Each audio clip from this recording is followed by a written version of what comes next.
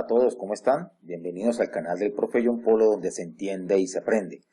Hoy seguimos compartiendo nuestra cartilla de trigonometría, donde aprenderemos un importante concepto de esta hermosa ciencia matemática.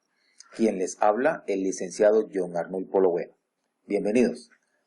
En esta clase vamos a estudiar el concepto de ángulo, cómo se clasifican de acuerdo a su medida. Pues bien, entonces vamos a empezar dando una definición de lo que es un ángulo, una definición práctica, corta, sencilla. Dice, un ángulo es la abertura o el espacio que se forma cuando dos semirrectas se cruzan en un punto llamado vértice.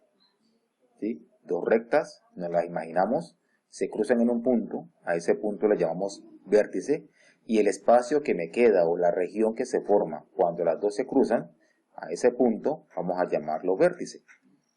Por ejemplo, cuando entreabrimos una puerta, cuando la entreabrimos, queda un espacio, ¿sí?, entre ella y la pared.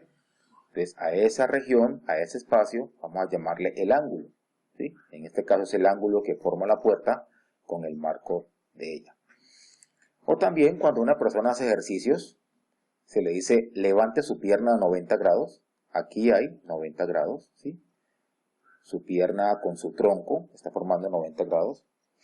O también cuando un arquero de fútbol se dispone a atajar un tiro libre, un penalti, él abre sus brazos, ¿sí?, y forma con sus brazos y su tronco un ángulo.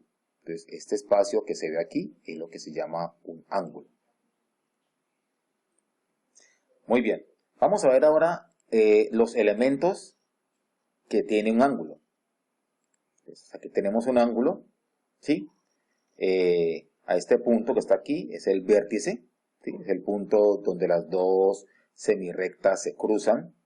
En un ángulo a este lado se le llama el lado inicial y el que está acá se llama el lado final.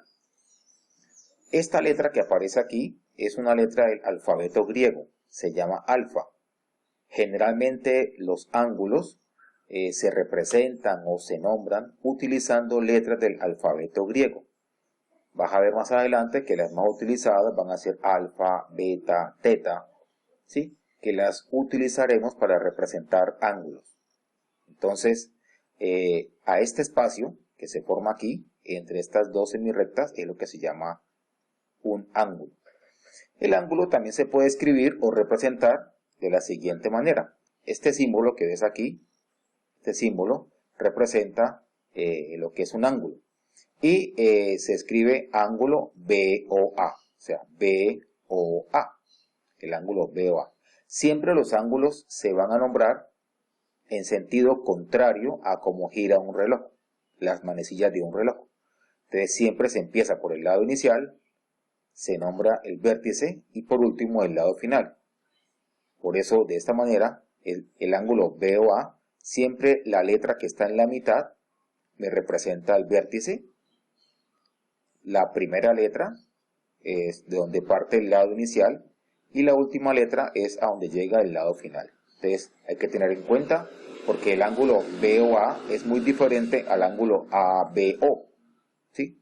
Siempre la letra de la mitad me indica a dónde posiciono el vértice. Y siempre no olvides nombrarlos o describirlos como en sentido contrario a cómo giran las manecillas de un reloj. Siempre del lado inicial hacia el lado final. Siempre así. Bien. Ahora, ¿pero cómo se miden los ángulos? ¿Con qué se miden? Muy bien. Entonces, para responder a esa pregunta, tenemos esto. Los ángulos se miden con un instrumento geométrico llamado transportador.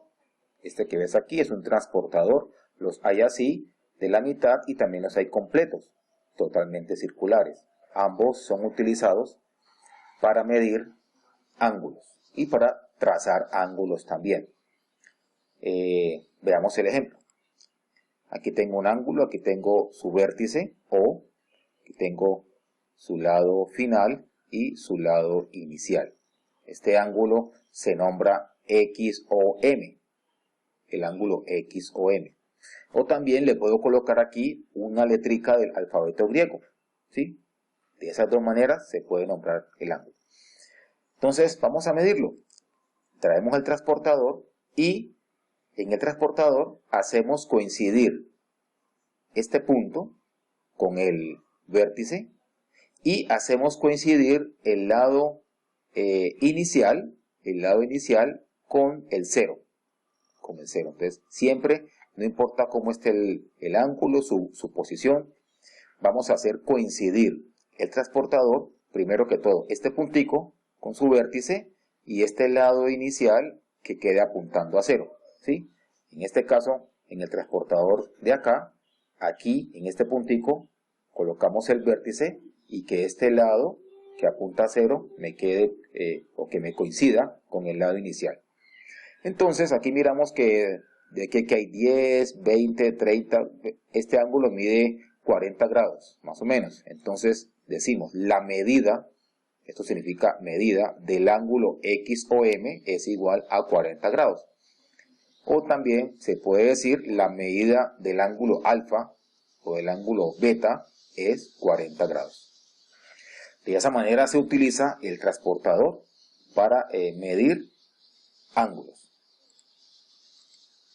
Muy bien, ahora sí vamos a ver cómo se clasifican. Los ángulos se clasifican de acuerdo a su medida.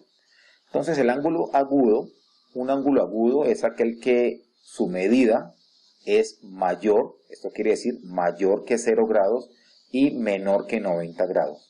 Un ángulo agudo siempre está entre 0 y 90 grados.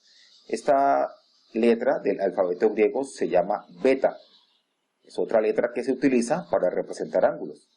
Ya vimos el ángulo alfa, este sería el ángulo beta. Entonces, un ángulo es agudo si sus medidas están entre 0 y 90 grados. Por ejemplo, miremos este ángulo.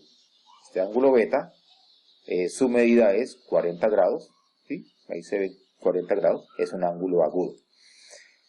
Un ángulo recto es aquel cuya medida es exactamente 90 grados. 90 grados. Entonces, miremos aquí.